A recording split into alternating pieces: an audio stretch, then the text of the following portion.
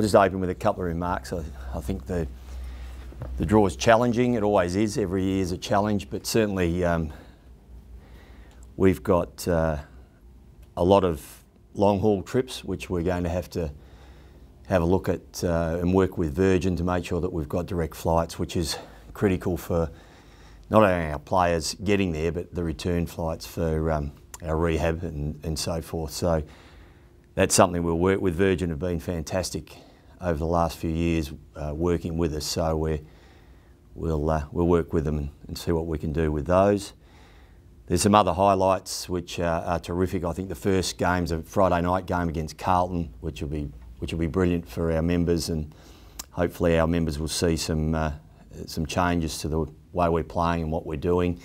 The Western Bulldogs game is a challenge in its own right. The first game of the year is always up for grabs, so we'll need to be on our game. The NAB Cup's good for us. We've got 2 games at home, which is really important in the lead into the season because we're not on the road. Sometimes we've been on the road 2 out of the 3 games, and this time we're at home, so that's 2 out of the 3, so that's a positive.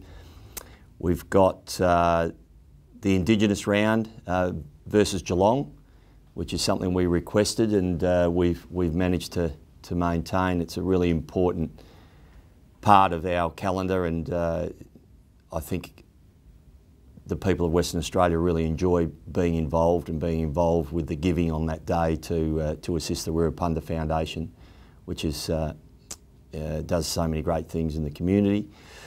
We've also got multicultural round against Hawthorn, which is a couple of blockbuster games, which is terrific. So there's some of the minor highlights, but we've also got a game against Essendon, which is another big game mid-season. So and 2 Friday night games, which is great from our fans around the country's point of view. So I guess from there we'll just open it up for questions. Musi, what didn't you get that you asked for? I think probably the thing that we didn't get, we only got 4 games in Melbourne, which is a little disappointing for our Melbourne members and supporters. We've got a big contingent of supporters in Melbourne who'll only get 4 games, but we're looking at ways and means to compensate them for that. So we'll be doing a few extra things this year in Melbourne that we wouldn't normally do to ensure that there's enough exposure for the club there. Probably we didn't get, we got 6 6-day breaks, which is a tough one. We asked for as minimal amount as possible, and we ended up with 6, which is bordering on the top end. So that's probably the other thing that's a little disappointing. But generally, it's a reasonable draw, albeit it's going to be challenging. Is there any desire from the Eagles to fixture a match on Anzac Day at all in the future? Yeah, we pitched for Anzac Day again this year, and Fremantle was successful in getting it here. We've, because of our relationship with the SAS Resources Trust and the SAS in general, we've been pitching for that for a few years and missed out, so we'll be pitching again. We don't believe it's anyone's right just to have it for one of the teams in Perth. We think our members and supporters deserve the opportunity to have an Anzac Day game as well, and we actually celebrate the Sydney game, the HMAS Finding Sydney game against Sydney, and that's always a really popular game with our members and supporters, and we'd like to play Sydney on that day. I see Fremantle are playing Sydney on that day. One of the things that stands out is the 4 out of the 5 double-ups are outside the top 8 this year. Are you happy that those are the ones you end up playing twice? Well, that's what happens when you finish 9th. I mean, we don't like finishing 9th.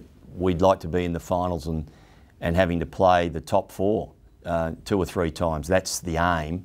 But having said that, it's still going to be challenging because those teams outside the 8 are the teams that are generally on the up, and they are, and we recognise that. So it's not going to be easy playing those teams regardless. And there's normally 1 or 2 changes in the 8. We hope to be one of those teams, but so do the other guys that we're playing. So it's important that that's recognised, because some of those teams improve pretty rapidly. The Derby in round 3, are you happy to start it off so early in the season? Yeah, great. It's our home game against Fremantle, and it's a really good start for us. You know, Carlton at home and then Fremantle at home. It's an important start for us, and we need to get off to a fly. We won our first 3 last year and then ran into some tough games, and the same thing will happen. So we need to get started. So that Fremantle game and the Carlton game are really pivotal for the season. Trevor, WA Day was a fixture that you were looking at building up. What was happening with that this time around? Yeah, I think it's just the way the fixture falls, because they're alternate. You know, each year we'll get our first home game, and that'll be round 1, and then the next year Fremantle will do, and I think that's just going to rotate from here on in. So it just didn't fall with the way the fixture worked, which is unfortunate, but that's the way it is. So you push for that again next season? I don't think we'll get a choice. I think it'll be a matter of how the fixture falls for Simon Lethlean when he does the fixture. The AFL pretty well got it right. I mean, they've taken out those Sunday night games and things like that. They've taken out a couple of the dodgy ones. Generally, they got it right. Yeah, I think they have, Chris. I think taking out albeit there's some twilight games, but they're not night games on Sunday, and I think that's the people of Melbourne in particular have really disliked them, and they voted with their feet. They didn't go. So I think Gillen and his team have addressed that pretty quickly, and they needed to. It's not a popular spot. The 2:40 Sunday time slot here is pretty popular because it's back into Melbourne, and that works for the broadcasters, which is important. And I'm sure there's been a lot of work around what Seven and Fox are after, and I think generally they get it right. They've tweaked things to have more traditional footy, I think, on traditional days. And is that the one the fans here also wanted, that 2:40 Sunday? Was that the preference?